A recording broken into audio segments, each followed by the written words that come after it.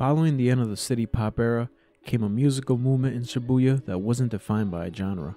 It embodied the way music was being consumed, it embodied different cultural influences, adopted different production techniques, and most importantly, represented the youth.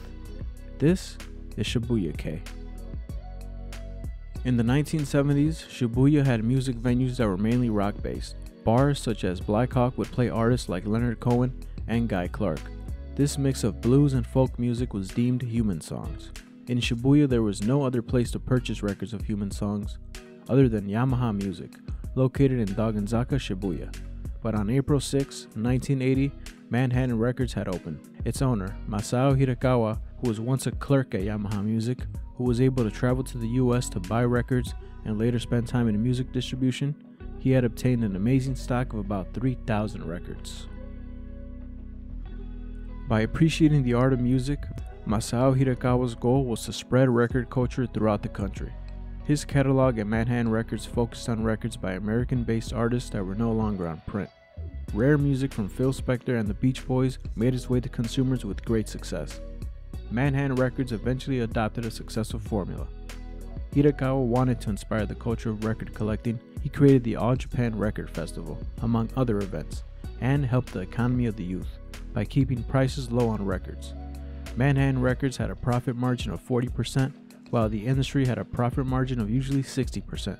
Many other record stores would soon follow the same formula. Many more record stores would soon open in the area. Importing records into Japan became easier and cheaper thanks to the appreciation of yen at the time. The formula of selling large volume at cheaper prices was a success for everyone. Shibuya became the world's greatest record city, and was later certified by Guinness World Records. The import of records caused many artists at the time to take direct inspiration, and with the use of sampling, the many flavors of music was on full display. In 1986, another notable record store that popped up was Zest. Their catalog consisted of new wave and post-punk. Later in the early 90s, they switched up the catalog to more of a variety, with some genres such as guitar pop, acid jazz, and British pop. Artists that were signed to the prominent record label L Records at the time were a heavy trademark for Zest.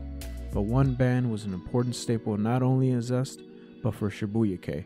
They were able to speak to the youth, and they were known as Flipper's Guitar.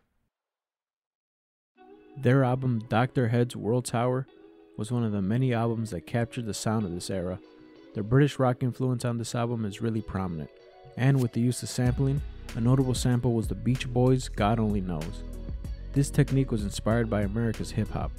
This album is a groovy journey that ended up being the band's final album. But that didn't stop its co-founder, Kigo Yamada, who continued to make music under a new alias, Cornelius. Cornelius' sound was very experimental, and he would release an album titled Phantasma. The heavy metal influence and the strong sampling ranging from cartoons to infomercials caused this body of work to be one of the many albums that can describe Shibuya Kei to the fullest. Despite controversy, Cornelius is still active today. His most recent work was in 2017 when he put out the album titled Mellow Waves. Pizzicato 5 was another prominent band in this era. The band was formed in 1979 by Yasuharu Konishi and Kaitaro Takanami. In the 90s, after going through a few vocalists, the band had finally found their identity with Maki Nomiya. Maki's first appearance was on the album This Year's Girl. The album contained many influences of 1960s pop and Chicago's house music. Many artists of this era are not only musicians and producers, but are also musical historians. The record store wave caused a movement of record digging to find a new sound and sample, or find a rare piece of music that can be appreciated. Being able to have a variety of genres in your creative palette is what really separated these artists. Being able to inspire the culture around them, and at the same time pull from it, is what really defines Shibuya Kei. Inspiration from London's electronic wave, disco and R&B being played at the radio stations from the DJs, New York's early hip-hop days' discovery of sampling, along with Japan's pop music scene, all made up this courageous era.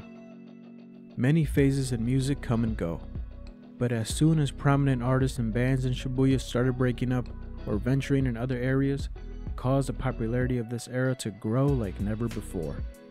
Many artists found success in the States and continued to influence the music that came after.